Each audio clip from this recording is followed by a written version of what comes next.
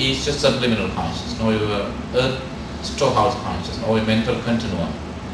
So, and then now that, all the outer consciousnesses, I'm using the plural, all your outer consciousness, because it's eye consciousness, ear consciousness, tongue consciousness, and then skin consciousness, and the nose consciousness. There are 5. And now that's when you are going to encounter this mental state, all the areas of outer consciousness has now totally stopped. And you are already dead from your physical body actually. Now your mental energy is now getting concentrated. And just before the last thought moment, your mind would have completely concentrated. And it has become, and it has been reduced. And in other words, mind would have stopped all the projections, right? When the mind projects means one mind can project itself through our sense faculties. Now the projector, so the screen is there, screen is in the outside, right? And there's no connection to, the light has stopped, you turn it off, and then and the projector is turned off, but you never lose the data, right? And then now the mind has stopped projecting, and now all the data are now, when the mind is fully, when the consciousness is now has gone into default 100%, right? It's complete now. At 100, it's complete. At that point, it opens up right away. It opens up right away. By the time your mental continuum opens up, right, there is no dog and there is no human being. And the identity of dog is already gone. The identity of human being is already gone. There's only one impersonal mental energy. At that point, your consciousness has already become impersonal. There's no person involved right now. It's a different story that the mind is still within the physical body. But physical body, you have already died from physical body now. You have been dead from your physical body. Only the mind is about to leave. At that point, the consciousness, mental continuum of the man and the dog, now almost dead, are same. And that's why at that point it doesn't matter whether you are an animal or a human being. It really matters is that it's an impersonal mental energy. At that point, it's only the memories and karmic data that are now springing up, right? Why we call it the karmic metal board? No, the karmas are not metal, even though they are heavy ones, right? Because they are called karmic metal boards because the resolution is the magnet, right? It's a piece of magnet. So the resolution magnet, the magnet resolution can absorb, can absorb any good karma, any karmic seeds. But it's always, now that your resolution is necessarily of bodhisattvahood or Buddhahood or awakening, spiritual one, it only picks, it only gets good ones, good karmas. And that's how those who have made a resolution, don't worry that you commit bad karma. And of course I know for you do. And I'm not enlightening, I do too. And at least on the mental level, at least you think unwholesome thoughts. Even though you don't necessarily do unwholesome actions with your body. Even though you don't necessarily utter unwholesome words. But you still, due to our inherent nature, we happen to think unwholesome thoughts. But don't worry. Don't worry. And then you need to keep your resolution refreshed all the time. And refresh it all the time. Every time you do something good, refresh it. Right? Now, at that point, it doesn't matter, even it could be an animal, it could be a serpent, it could be a deity, it could be a human being, it could be an insect, whatever it is.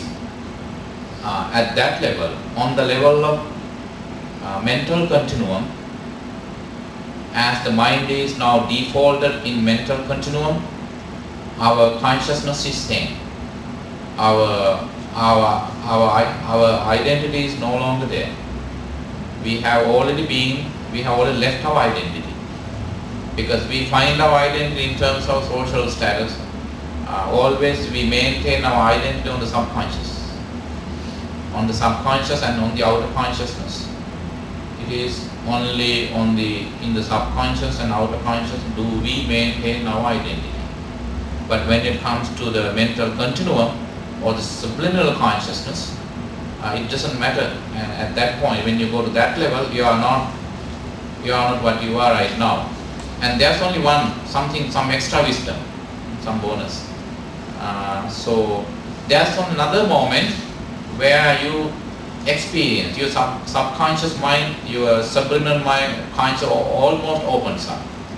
That's when you are a cancer patient, or sometimes your doctors are performing a heart surgery on you, bypass surgery, or critical surgery, or you are a cancer patient, or you are a heart patient sometimes.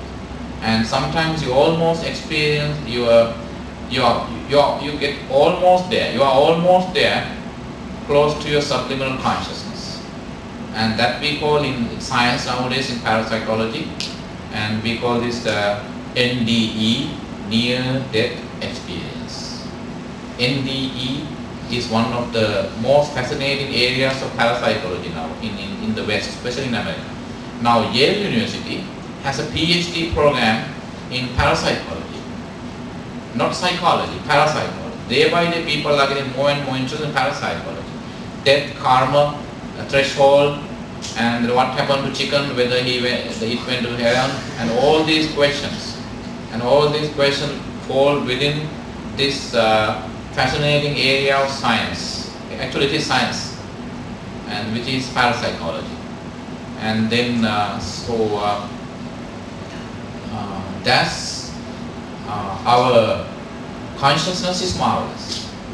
And then at that point, but still you would wonder why or how. That's how chicken went to heaven, right? And then what happened that moment? As it was now, of course the chicken didn't know that it was a Bodhisattva. He didn't know such resolution. And you don't need a resolution, but if you have a resolution made already, it's for sure that will be reborn in a place of bliss. A human back to human life or heaven. Believe me, trust me. But what happened? How could that rooster go to heaven? Because now that it was the farmer, so he delivered a heavy blow onto its head. So the chicken was now dying. So the chicken, its subliminal consciousness now opening up. Because it doesn't matter how instant you die, still it's enough for your mind to get decentralized and to stop all the projections and die. So that's why it can happen in ways. It's less than a kshana in Sanskrit, or khana in Pali, less than a microsecond, a nanosecond. It happens within less than a nanosecond.